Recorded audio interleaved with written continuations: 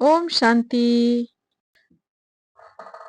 आज मला मिळालेला आहे पत्ताकोबीचा असा गड्डा की जो ताजा ताजा अगदी शेतामधून तोडून आणलेला आहे आणि त्याची विशेषता म्हणजे तो पूर्णपणे ऑर्गॅनिक आहे.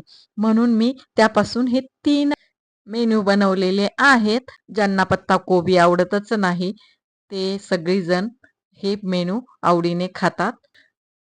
या क्यूट दिसत असलेल्या कोबीच्या गड्ड्याचे मी 2 भाग केले आणि बारीक होलच्या किसणीने किसून घेतलेला आहे.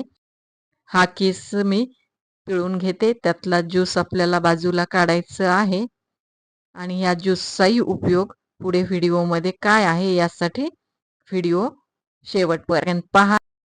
आणि आता यामध्ये थोडेसे बेसिक मसाले टाकून घेऊयात. त्यामध्ये आलं किसून घातलेलं, काळ्या मिऱ्यांची पूड, धने आणि जिऱ्याची पूडही घालून घेतलेली आहे आणि आपल्याला जेवढं तिखट हवे त्यामध्ये तेवढं मी लाल तिखट पावडर घातलेली आहे.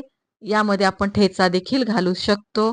हळद घालून घ्यायची, चवीनुसार मीठ घालून घ्यायचं आणि यामध्ये मी घालते 1 चमचा ओरिगॅनो. ओरिगॅनो घालणं पूर्णपणे ऑप्शनल आहे. आणि आता या कोबीला बाइंडिंग देण्यासाठी मी घेतलेले आहेत डाळवं. ते डाळव्याचं पीठ काढून घेतलं मिक्सरमधून आणि यामध्ये ते घालून घ्यायचं. डाळव्याचं पीठ यासाठी घालायचं की आपण केलेला पराठा अतिशय स्मूथ होतो, मऊसूद होतो. या ठिकाणी हे छानपैकी मी मिक्स केलेलं आहे. प्रत्येक कोबीच्या किसाला हे पीठ लागलेलं आहे आणि परत मी मिक्सरचं भांडं पुसून टाकलेलं आहे. यामध्ये आपल्याला थोडंसंही वाया घालवायचं नाही. हे आपलं कोबीचं मिश्रण इतकं छान झालं की या पद्धतीनं आपण असे बॉल्स बनवूनही आप्पे पात्रामध्ये ते थोड्याशा तेलामध्ये भाजू शकतो. तेही हेल्दीच ऑप्शन आहे. अशा पद्धतीनं कटलेटही बनवू शकतो.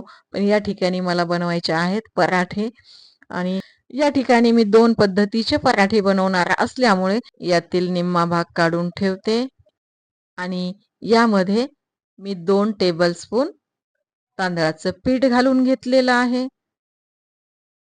आपल्याला जसं पीठ लागेल तसं टाकायचं, पण जास्तही पीठ घालायचं नाही. एवढ्या कोबीसाठी अजून 1 टेबलस्पून मी पीठ घातलेलं आहे. जवळ-जवळ 3 टेबलस्पून पीठ लागलेलं आहे आणि कोबीचं जे काही ज्यूस काढून ठेवलं होतं त्याचाही आपण या ठिकाणी उपयोग केलेला आहे. आणि हे डोच्या फॉर्ममध्ये आपल्याला बनवून घ्यायचं आहे. छानपैकी डो झालेला आहे आणि आता आपण हातावरच असा गोळा घेऊन पराठा बनवून घ्यायचा आहे. आपल्याला हव्या त्या आकारामध्ये आपण तो बनवू शकतो. मी तवाही ठेवलेला आहे. तवा तापलेला आहे. तव्याला थोडंसं तेल लावून घ्यायचं. यापेक्षा लहान किंवा मोठाही आपण बनवू शकतो आणि तव्यावर थापल्यास थोडंसं आपण त्याला जिकडे जाड असेल तिकडे अशा पद्धतीनं थापून घ्यायचं आहे आणि पाहू शकता अगदी 2 मिनिटामध्ये हा छान उलटला जातो. साईडनं तेल घालायचं आणि मस्तपैकी हा पराठा उलथून घ्यायचा. दोन्ही बाजूनेही छानपैकी तांबूस असा भाजून घ्यायचा. चवीला देखील खूप छान लागतो आणि वास देखील खूपच छान येत आहे माझ्या किचनमध्ये आणि लहान मुलांना टिफिनमध्ये देण्यासाठी खूप छान ऑप्शन आहे. तांदळाच्या पिठाऐवजी आपण यामध्ये पूर्णपणे डाळवाचं पीठ देखील घालू शकतो. मी जो कोबीचा निम्मा भाग काढून ठेवला होता ते स्टफिंगसाठी ठेवलेला आहे. आपल्याला स्टफिंगचे पराठे बनवायचे आहेत. स्टफिंगच्या पराठ्यासाठी मी या ठिकाणी घेतलेलं आहे गव्हाचं पीठ. नेहमी चपातीला मळतो त्या पद्धतीने मळायचं.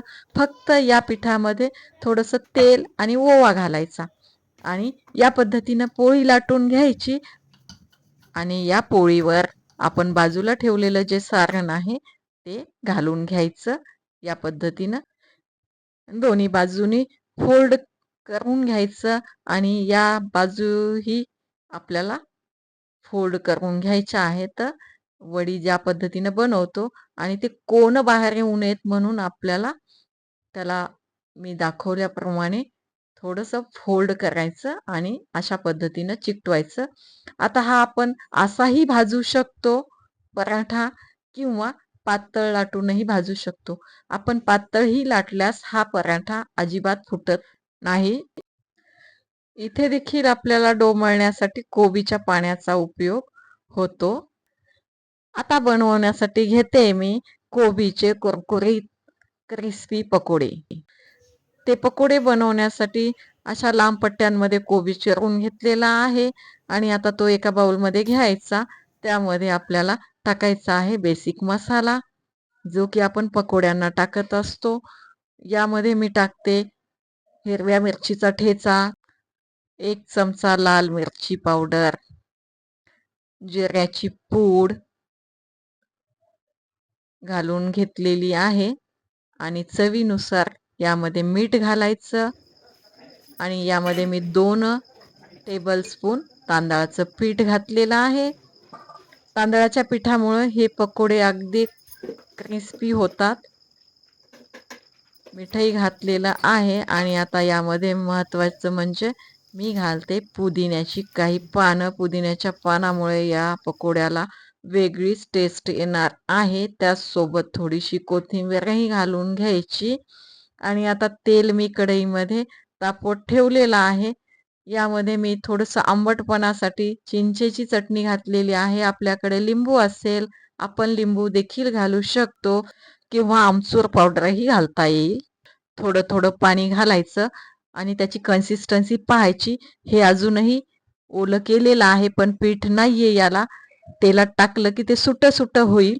यासाठी मी अजून 2 टेबलस्पून यामध्ये तांदळाची पिठी घालून घेते. तांदळाच्या पिठी जागी बेसनही घालता येईल आणि आता छानपैकी ही कन्सिस्टन्सी झालेली आहे. पकोडे पडतील अशी. पातळ नकोय आपल्याला, असं घट्टसरच पाहिजे. पाहू शकता तुम्ही तेलही तापलेलं आहे. थोडंसं तेलामध्ये पकोडा टाकून पाहायला पाहू शकता सुटत नाहीयेत.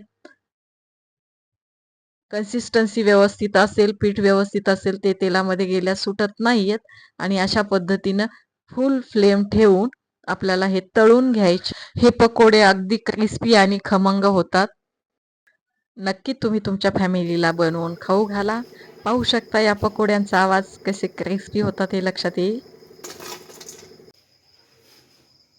चॅनलला नवीन असाल तर सबस्क्राईब करा, बेल आयकॉन दाबा आणि जाता जाता लाईकचा थंब देऊन जा. कमेंट्स बॉक्समध्ये कमेंट्स टाका. पुन्हा भेटूयात एका नवीन मेन्यू सोबत.